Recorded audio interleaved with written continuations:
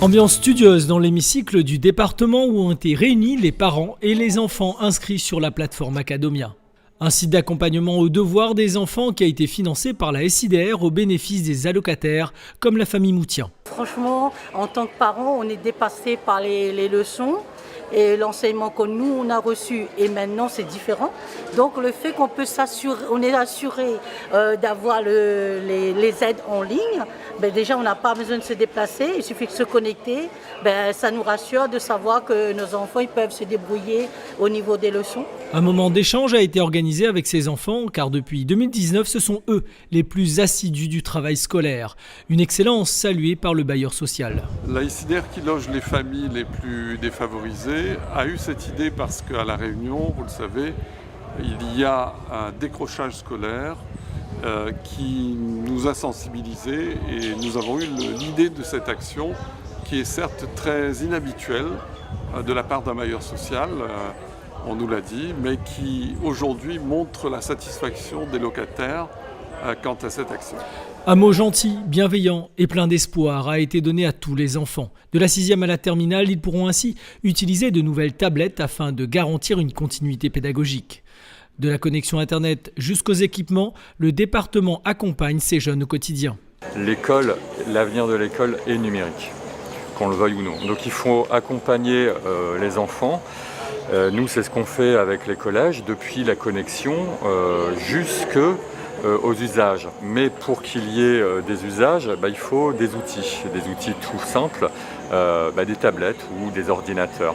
Et donc ce qui a été fait aujourd'hui, ça rentre dans ce cadre-là, dans cette stratégie départementale. Une image de fin qui illustre l'espoir transmis à cette génération, car malgré ce contexte de crise sanitaire, ils vont devoir faire la société de demain.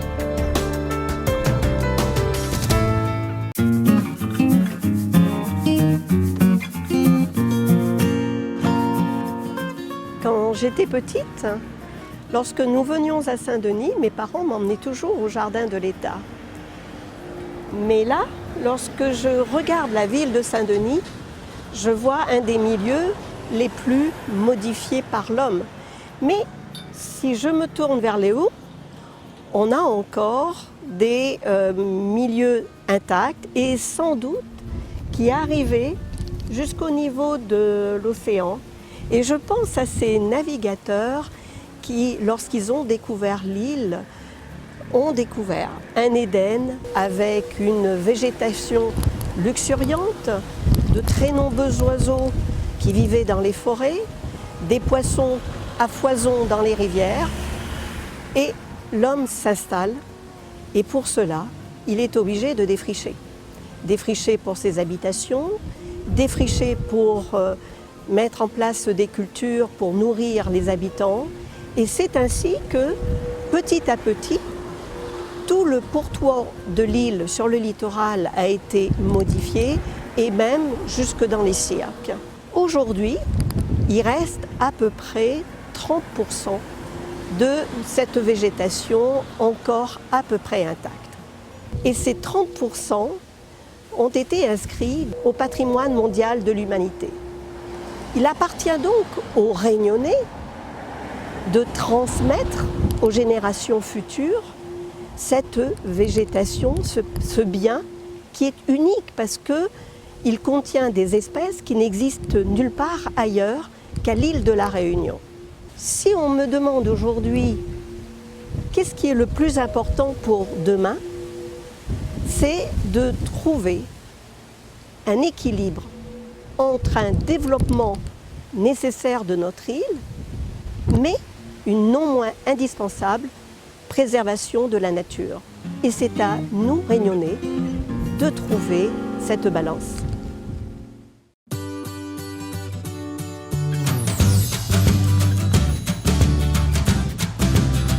Bienvenue dans la Grande Île. Madagascar, c'est 27 millions d'habitants, 19 ethnies, le grenier de l'océan Indien. Depuis plus de 12 ans, le département de La Réunion est engagé dans le rayonnement de la francophonie à travers ses visages.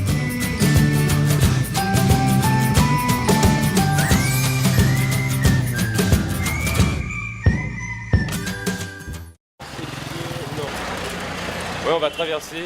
À 1h30 de vol, une des actions phares est le soutien au déploiement des assistants d'éducation en langue française dans les établissements scolaires. En temps normal, comme Melvin, ils sont plus d'une 50aine sur Madagascar. On est chez moi, à Tana, Madagascar. J'ai 18 ans. Avant, j'étais au lycée Jules Ferry, en bac pro électrotechnique. Et après mon bac, j'avais pas trop d'idées de quoi faire plus tard dans ma vie. Et du coup, ma famille m'a parlé du service civique. À 18 ans, voyager est d'abord la rencontre avec soi-même. Partager ses acquis francophones avec des jeunes prend de suite tout son sens. Là, on est au lycée Jules Ferry. Et c'est un très très beau bâtiment. Franchement, super. À Faravouch. Le lycée principal, parce qu'il y en a deux. Il y a une annexe un peu plus bas. Voilà, Faravouch. Plus récente. En fait, tes élèves t'apprennent à parler malgache, c'est ça? À prononcer les mots malgaches. Manaona, voilà. Voilà. Bonjour, au revoir, enfin à la base. Mon boulot, c'est animateur en langue française.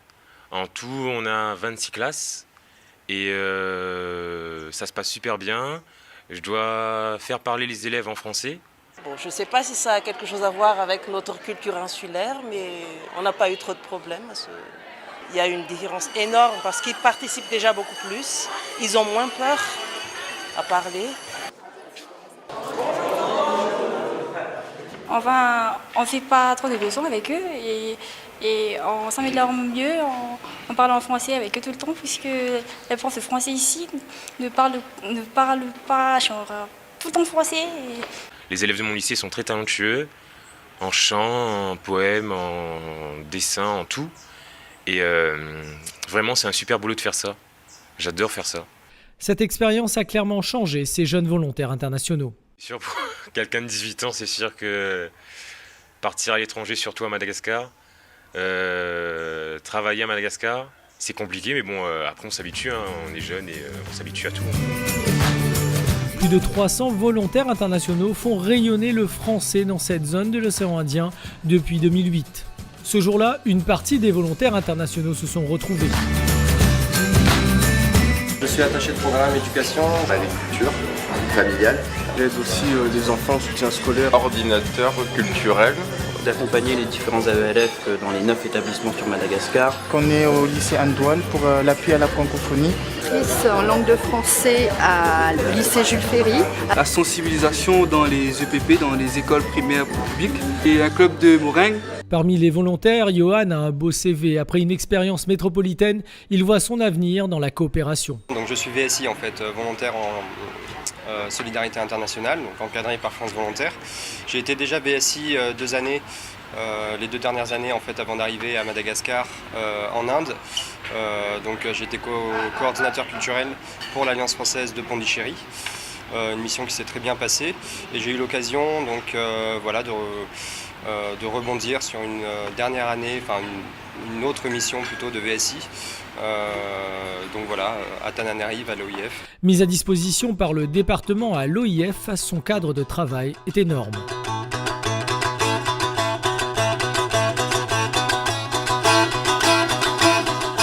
D'abord noter sa capacité rapide à s'intégrer, ça c'est exceptionnel. Quitter son territoire, se retrouver sur un autre territoire, dans un autre cadre administratif et s'intégrer aussi rapidement. Je lui ai dit d'ailleurs quand il est arrivé, il est allé tout de suite dans le grand bain. Il n'a pas eu le temps de s'adapter. Donc c'est une bonne chose. Non, on est très content. C'est justement parce que je suis réunionnais que j'ai pu partir en mobilité, notamment encadré par le département aujourd'hui, qui encadre ce type de mission, ce type de mobilité internationale, de cette zone océan Indien en fait, qui est en plein développement économique, culturel. Et il y a énormément de choses à faire en fait dans cette zone. Et la Réunion a sa carte à jouer et les Réunionnais ont leur carte à jouer aussi en fait. Le ministère de l'Europe et celui des Affaires étrangères ont reconnu ces actions. Un accord cadre sur la promotion du français, la diversité linguistique et culturelle et l'augmentation des échanges a été signé le 28 juillet 2020 avec l'OIF, l'Organisation internationale de la francophonie et le département de la Réunion. La francophonie est un enjeu pour nous tous. Et ce n'est pas seulement un ensemble de projets que la COI peut porter, la COI dont la langue d'usage est le français, avec l'Organisation de la francophonie, avec l'Agence universelle de la francophonie, avec les universités de la région, avec nous. C'est l'exemple du conseil départemental de la Réunion qui s'est vraiment mobilisé pour la francophonie dans des pays de la zone, aux Seychelles, à Madagascar, il faut aider ces pays à rester francophones. Leur jeunesse est très nombreuse, leur démographie est dynamique. Il faut, comme le fait le conseil départemental, former des enseignants qui vont aller dans des villages. L'État ou l'organisation de la francophonie ne peuvent pas tout à eux seuls. La collectivité départementale est ainsi résolument engagée dans le rayonnement de la francophonie. Prochainement, c'est Marine qui rejoindra Johan à l'OIF à Madagascar en tant que chargée de communication. Pour moi, c'est une occasion d'aller un peu à l'aventure, de découvrir les populations qui sont proches de nous. Et au-delà des populations qui sont proches de nous, c'est aussi des populations dont on descend, en fait. Et donc, en fait, la coopération, pour moi, c'est un peu l'avenir. Et c'est de penser, en fait, cette coopération proche de nous et cette coopération au service de l'Indian Océanie et au service de la France et des Réunionnais. En proximité avec les pays anglophones et lusophones de l'Afrique australe, orientale et de l'Inde, la Réunion, département français dans l'océan Indien, déploie ses visages, une sentinelle pour la francophonie. Mais ouais, franchement, c'est une expérience à vivre. Franchement, c'est super de vivre ça. Franchement.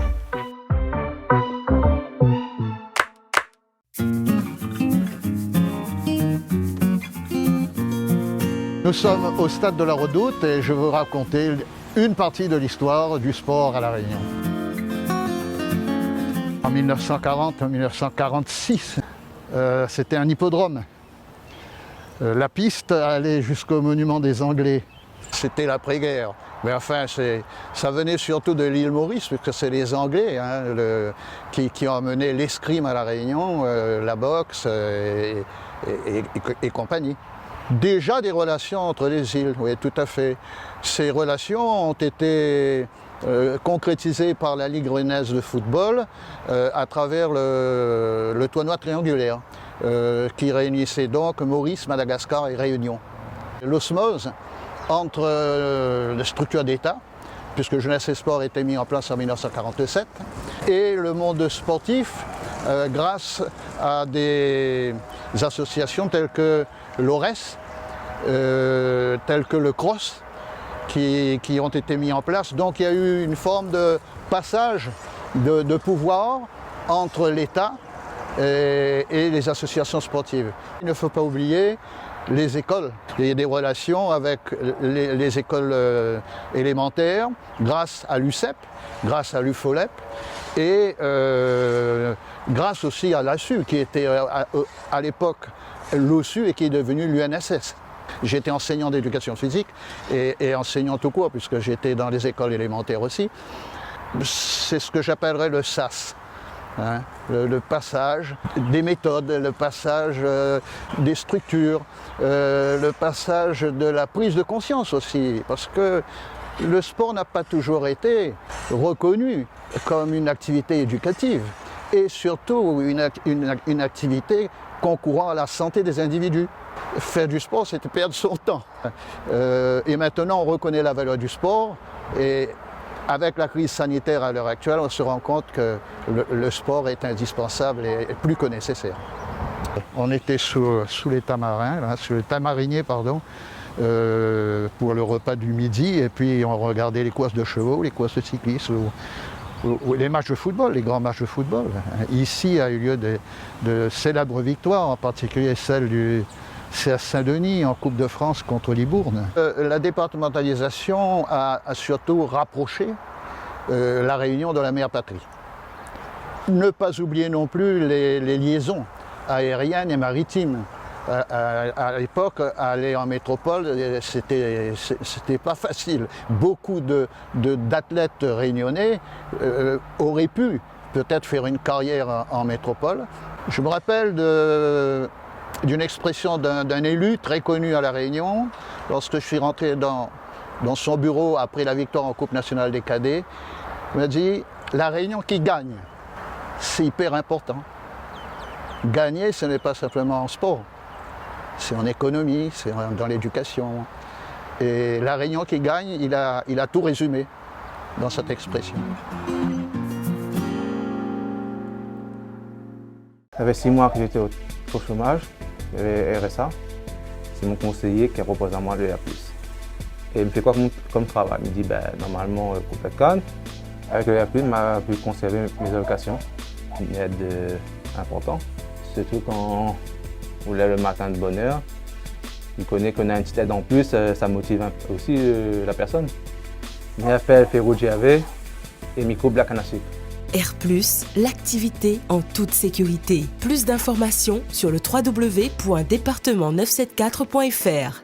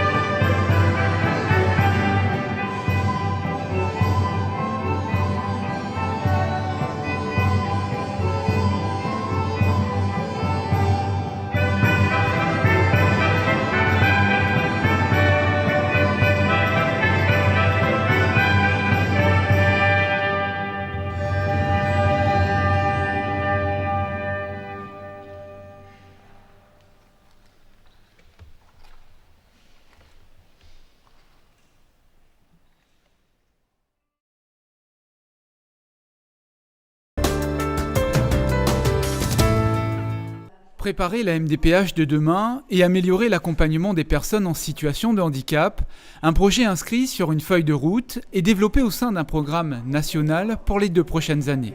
Localement, 5 objectifs territoriaux ont été retenus pour mieux répondre aux attentes et aux besoins de ce public. Le premier enjeu, c'est vraiment de garantir des droits à vie pour les personnes qui sont en situation de fragilité et dont la situation ne va pas s'améliorer. Le deuxième enjeu, c'est comment on traite les droits des usagers dans des délais les plus courts. Donc c'est un enjeu posé à la MDPH, mais également au niveau des services du département, sur tout ce qui touche autour du paiement de la PCH. Et le troisième enjeu, c'est vraiment comment on travaille sur l'inclusion sociale et notamment l'inclusion scolaire, en garantissant notamment une demande très forte des familles, comment avoir une aide à l'éducation de ces enfants pour ceux qui sont porteurs de handicap en lien avec l'éducation nationale. Faciliter l'accès aux droits, maîtriser la qualité de service, simplifier les démarches et l'accès à l'information, ces actions s'engagent à améliorer la vie quotidienne des personnes en situation de handicap. Les cibles ont été donc actées. Et ça c'est intéressant parce que lorsque les cibles sont actées, automatiquement, ça nous permet donc de serrer le travail et de pouvoir faire avancer sur ces points qui nous semblent essentiels. C'est vraiment chaque action appelle un partenariat renforcé. Pour certains, ce sera du partenariat avec le département, pour d'autres avec l'éducation nationale, pour d'autres avec des associations, pour d'autres avec le secteur public de l'emploi, dont Pôle emploi fait partie, pour trouver toutes les articulations qui sont nécessaires aujourd'hui pour le mieux vivre, le bien-être des personnes en situation de handicap. À La Réunion, 56 000 personnes sont reconnues au sein de la MDPH. La diversité de ces bénéficiaires implique une cohésion forte de la part de tous les partenaires pour réussir la MDPH de demain.